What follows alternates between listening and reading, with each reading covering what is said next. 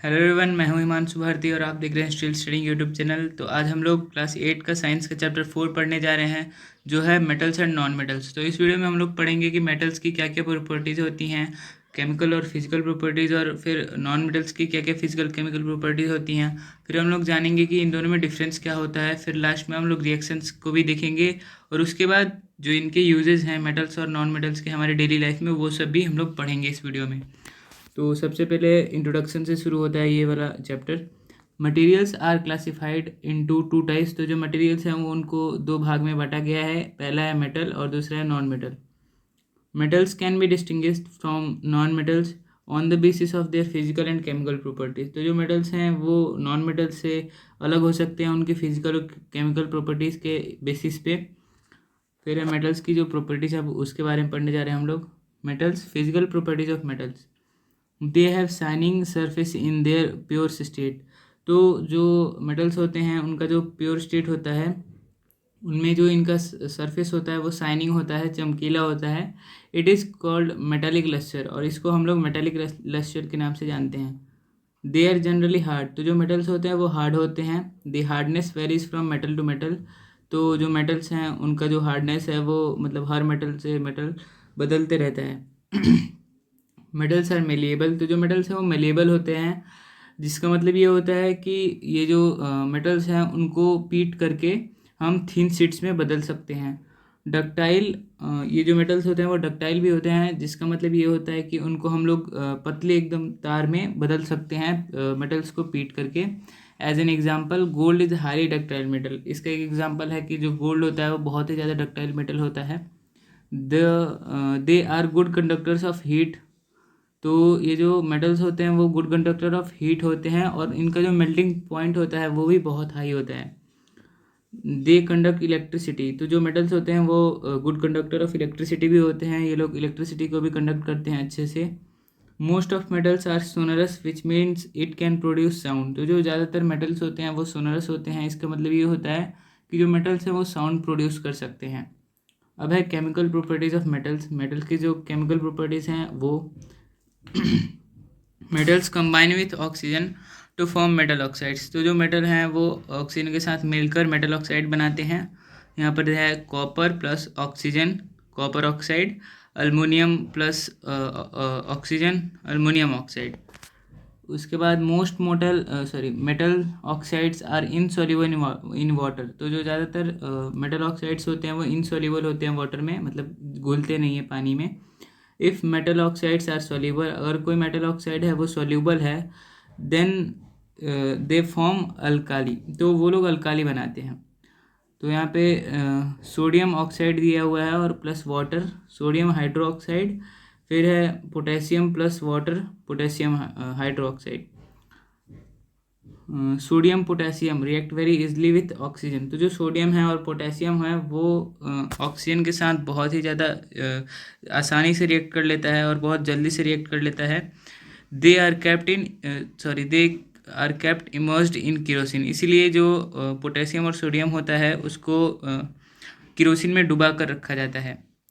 Mg यानी कि magnesium, aluminium और जिंक और lead form thin layer of oxides when kept in open. तो ये जो मेटल्स हैं जिनका नाम मैंने अभी बताया, मैग्नीशियम, अल्मोनियम, जिंक, फिर लीड, तो ये सब एक ऑक्साइड का लेयर अपने ऊपर बना लेते हैं जब इनको बाहर रखा जाता है तो खुले में। अब नॉन मेटल्स की प्रॉपर्टीज़, physical properties of non metals. Non metals are found in all three states. तो जो नॉन मेटल्स होते हैं वो तीनों स्टेट्स में पाए जाते हैं, solid, liquid and gas, at room temperature. Room के टेम्परेचर पे, मतलब ये तीनों स्टेट्स में पाए जाते हैं। Iodine, non metal. तो जो नॉन मेटल होता है आयोडीन, वैसे तो किसी भी नॉन मेटल में होता नहीं है लस्टर, लेकिन जो आयोडीन है उसमें लस्टर पाया जाता है, जो कि एक नॉन मेटल है। तो जो कार्बन है वो एलोट्रॉप प्रॉपर्टी को रखता है अपने पास, मतलब इसके पास एलोट्रॉप प्रॉपर्टी है, जिससे कि ये मतलब जो भी अलग अलग फॉर्म्स हैं उनमें एग्जिस्ट कर सकता है, उनमें रह सकता है। Diamond is hard and graphite conduct easily electricity. तो जो डायमंड होता है वो हार्ड होता है और जो ग्रेफाइट होता है वो इलेक्ट्रिसिटी को कंडक्ट कर सकता है। ये दोनों नॉन मेटल्स हैं और इन दोनों की जो प्रॉपर्टीज़ हैं वो मेटल वाली हैं। तो ये जो आयोडीन हो गया, डायमंड हो गया, ग्रेफाइट हो गया, ये एक्सेप्शंस होते हैं। अब यहाँ पे डिफरेंस दिया हुआ है मेटल और नॉन मेटल में। तो metals generally these are hard and lustrous. तो जो मेटल्स होते हैं वो जनरली हार्ड होते हैं और लस्टरस यानी कि शाइनिंग होते हैं, मतलब शाइन करने वाले। और नॉन मेटल्स होते हैं वो सॉफ्ट होते हैं और इनमें मतलब ज़्यादातर जो होते हैं उनमें लस्टर नहीं होता, आयोडीन को छोड़ के। These are malleable and ductile. तो जो मेटल्स होते हैं वो मेलिएबल होते हैं और डक्टाइल होते हैं, और जो नॉन मेटल्स होते हैं वो ना ही मेलिएबल होते हैं और ना ही डक्टाइल होते हैं। These are sonorous. तो जो मेटल्स होते हैं वो सोनरस होते हैं, मतलब कि रिंगिंग का साउंड प्रोड्यूस हो सकता है जब भी कोई भी चीज़ इनसे स्ट्राइक यानी कि लड़ती है। तो उसके बाद है नॉन मेटल्स, ये नॉन सोनरस होते हैं। These are good conductors of heat and electricity. तो जो मेटल्स होते हैं वो good conductor of heat and electricity होते हैं, और जो नॉन मेटल्स होते हैं वो poor conductor of heat and electricity होते हैं। These react with oxygen to produce metal oxides. तो जो मेटल्स होते हैं वो ऑक्सीजन के साथ रिएक्ट करके मेटल ऑक्साइड्स बनाते हैं, जो कि बेसिक होते हैं नेचर में। और जो नॉन मेटल्स होते हैं वो नॉन मेटल ऑक्साइड बनाते हैं ऑक्सीजन के साथ रिएक्ट करने के बाद, और वो जो नॉन मेटल ऑक्साइड होता है वो एसिडिक होता है नेचर में। These react with acids to produce metal salt and hydrogen gas. तो जो मेटल्स होते हैं वो एसिड्स के साथ रिएक्ट करके प्रोड्यूस करते हैं सॉल्ट और हाइड्रोजन गैस, और जो नॉन मेटल्स हैं वो रिएक्ट ही नहीं करते एसिड्स के साथ।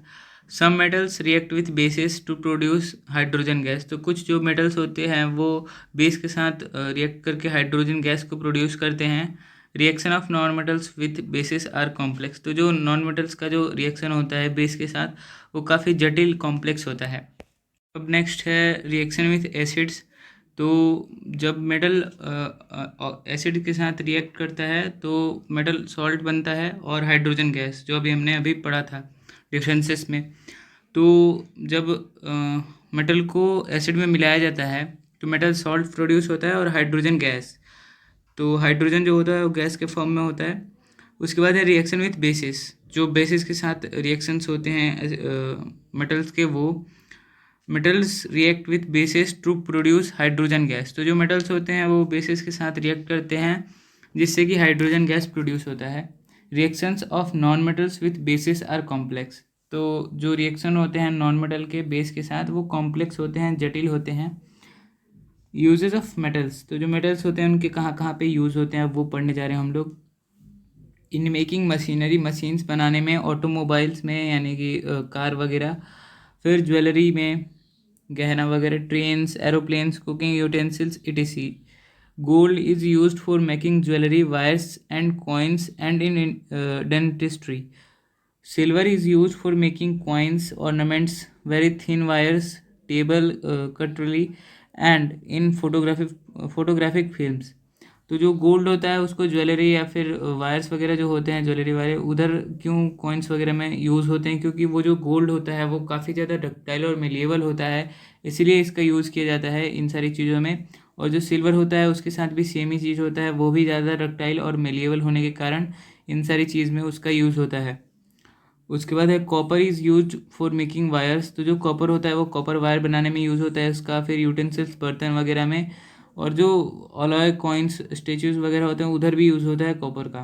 Iron is use for construction of ships. तो जो आयरन होता है उसका तो बहुत जगह पे यूज़ होता है, जैसे कंस्ट्रक्शन ऑफ शिप यानी कि शिप मैन्युफैक्चर करने में, जो जहाज़ वगैरह होते हैं उनमें, बिल्डिंग्स में, ऑटोमोबाइल्स यानी कि जो कार वगैरह होते हैं उनमें, रेलवे ब्रिजेस, तो जो रेलवे के ब्रिजेस होते हैं उनमें भी लोहे का यूज़ होता है, और भी बहुत जगह पे इसका यूज़ होता है।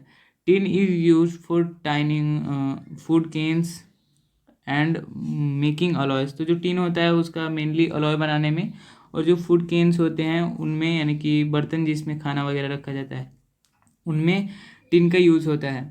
Lead is use for making batteries and alloys. तो जो लीड होता है उसको भी अलॉय बनाने में और बैटरी बनाने में यूज़ किया जाता है। Zinc is use in prevention of rusting, जिसको गैलोलाइजेशन भी कहते हैं। जिंक का यूज़ किया जाता है उसमें भी, जिससे कि जो रस्टिंग का प्रोसेस है वो मतलब प्रिवेंट हो जाता है, prevention of rusting. Making brass and bronze in dry cells. तो जो सूखे सेल्स होते हैं, ड्राई सेल्स, उनमें, और जो ब्रोंज वगैरह होते हैं उनमें भी जिंक का यूज़ किया जाता है। Aluminium is used in making wires. तो जो अल्मुनियम होता है, अल्मुनियम के तार भी होते हैं, उनमें यूज़ होता है इसका। जो फॉइल्स होते हैं उनमें होता है, जैसे अल्मुनियम फॉयल होता है फूड वगैरह पे होता है, मिठाई वगैरह पे, उसमें यूज़ होता है अल्मुनियम फॉयल। और अलॉय, जो अलॉय होते हैं, अलॉय भी लास्ट में है, उसको भी पढ़ेंगे हम लोग। अलॉय मिक्सचर होता है, मतलब दो या फिर दो से ज़्यादा मेटल या फिर नॉन मेटल का। Mercury is use for making amalgams and in thermometers. तो जो मरकरी होता है उसका यूज़ अमलगम और थर्मामीटर में होता है। अमलगम होता है जो दांतों में लोग लगवाते हैं, दांत में जो छेद हो जाता है उसमें उसको भरने के लिए छेद को मरकरी का यूज़ किया जाता है अमलगम के रूप में। Magnesium is use for making fireworks. तो जो मैग्नीशियम होता है उसको पटाखे वगैरह बनाने में यूज़ किया जाता है और अलॉय में यूज़ किया जाता है। फिर है यूजेस ऑफ नॉन मेटल्स। तो जो नॉन मेटल्स होते हैं उनका कहाँ कहाँ पे यूज़ किया जाता है। They are use in fertilisers. तो जो नॉन मेटल्स होते हैं उनका यूज़ फर्टिलाइजर्स में। In water purification process. तो जो वाटर प्योरीफाई करने के लिए क्लोरीन का यूज़ किया जाता है। क्रैकर्स, पटाखों में, etc। Oxygen, a non metal, is essential for our life as all living beings inhale it during breathing. तो जो ऑक्सीजन है वो एक नॉन मेटल है जो कि हमारे जीवन के लिए बहुत ही ज़्यादा, हमारे ही नहीं और भी जो लिविंग बींग्स हैं उनके लिए बहुत ज़्यादा महत्वपूर्ण है, क्योंकि वो इनहेल किया जाता है ब्रीथिंग के प्रोसेस के दौरान। Nitrogen dilutes the activity of oxygen in air. तो जो नाइट्रोजन है वो जो ऑक्सीजन का एक्टिविटी होता है एयर में उसको डिल्यूट करता है। It is use by plants to manufacture protein. तो प्लांट्स भी नाइट्रोजन का यूज़ करते हैं जिससे वो अपना जो प्रोटीन है वो बनाते हैं। Oxygen is essential for respiration and combustion of fuels. तो जो ऑक्सीजन है उसका यूज़ कंबसन मतलब कि फ्यूल्स वगैरह का यूज़ करने में कह सकते हैं, और रेस्पिरेशन में होता है। Chlorine is use for bleaching fabrics, sterilisation of drinking water and in manufacturing insecticides and pesticides. तो जो क्लोरीन होता है उसका यूज़ इंसेक्टिसाइड, पेस्टिसाइड और बहुत जगहों पे होता है, जैसे प्यूरिफिकेशन के लिए होता है, वाटर प्यूरिफिकेशन के लिए। फिर iodine is essential for proper functioning of human body. तो जो आयोडीन है उसका ह्यूमन बॉडी में, ह्यूमन बॉडी का अच्छे से फंक्शनिंग के लिए उसका मतलब वो ज़रूरी है iodine. And in photographic films. तो जो फोटोग्राफिक फिल्म्स होती हैं उनमें भी आयोडीन का यूज़ किया जाता है। Graphite is used as pencil lead, dry lubricant in electrolytic cells and nuclear factor reactors. तो जो ग्रेफाइट होता है उसका बहुत जगह पे यूज़ होता है, जैसे न्यूक्लियर रिएक्टर जो होते हैं उधर। फिर जो पेंसिल का लीड होता है, हम सबके पेंसिल का लीड जो होता है जिसका यूज़ हम लोग करते हैं, डेली यूज़ होता है इसका। फिर जो इलेक्ट्रोलाइटिक सेल होते हैं उनमें भी होता है इसका यूज़। उसके बाद है helium is a noble gas. तो जो हीलियम है वो एक नोबल गैस है which is used in weather observation balloons. तो जो हीलियम है उसका वेदर जो बताने वाले जो बैलून्स होते हैं उनमें यूज़ किया जाता है इसका। और जो हीलियम है वो एक नोबल गैस है। और आर्गन भी एक नोबल गैस ही है जिसका यूज़ किया जाता है फिलिंग इलेक्ट्रिक बल्ब्स। तो जो इलेक्ट्रिक बल्ब्स होते हैं उनमें आर्गन भरा होता है। Types of reaction. तो ये जो रिएक्शंस होते हैं मेटल नॉन मेटल में या फिर मेटल का जो भी अलग अलग होते हैं, जैसे ऑक्सीजन हो गया, पानी हो गया, वाटर, उन सब के साथ जो रिएक्शन होता है अब उसके बारे में हम लोग पढ़ेंगे, उसके टाइप्स के बारे में। तो यहाँ पे सबसे पहले दिया हुआ है डिस्प्लेसमेंट रिएक्शन। इसमें जो ज़्यादा रिएक्टिव मेटल होता है वो कम रिएक्टिव मेटल का प्लेस ले लेता है रिएक्शन में। देखिए किस तरीके से होता है ये।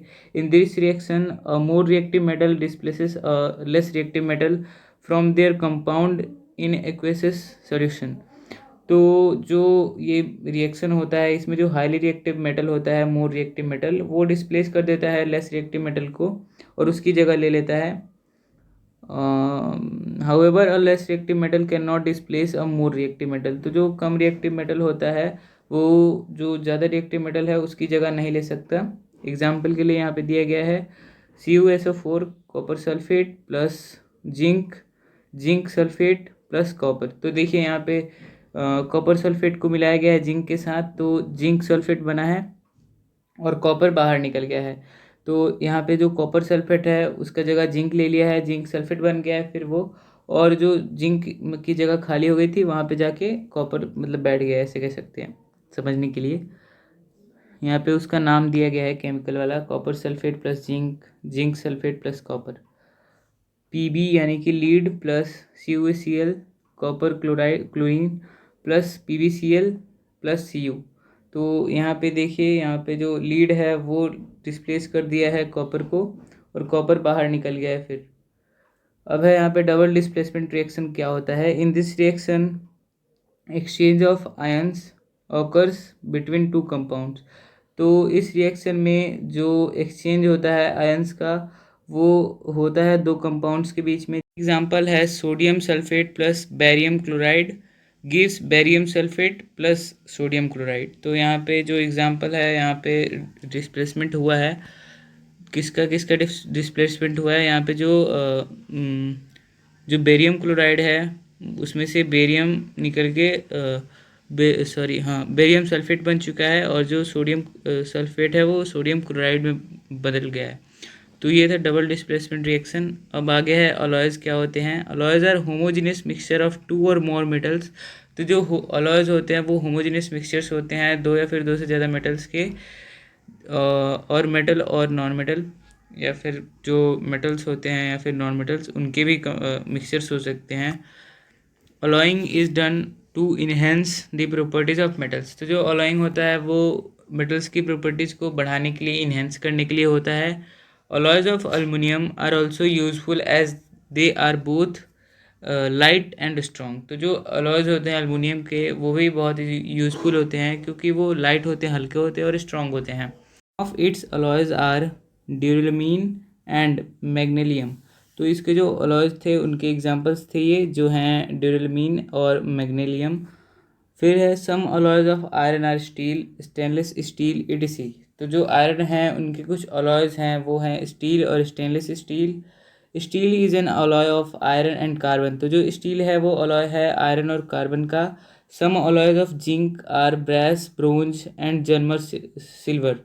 तो जो कुछ अलॉयज़ हैं जिंक के, वो हैं ब्रास, ब्रोंज और German silver. On the basis of composition, इनके कॉम्पोजिशन के बेसिस पे इनको दो कैटेगरी में बांटा गया है, जिसको कहते हैं सब्स्टिट्यूशनल अलॉय पहला होता है, और दूसरा होता है इंटरस्टिशियल अलॉय। तो जो सब्स्टिट्यूशनल अलॉय होता है उसमें जो एटम्स होते हैं किसी एक एलिमेंट के, वो रेंडमली रिप्लेस कर देते हैं जो दूसरा एलिमेंट मेटल होता है उसके एटम को। तो यहाँ पे इसको दिया हुआ है इंग्लिश में, substitutional alloys in which atoms of one element randomly replace the atoms of another metal। तो जैसे मैंने बताया था सेम वैसे ही इंग्लिश में है।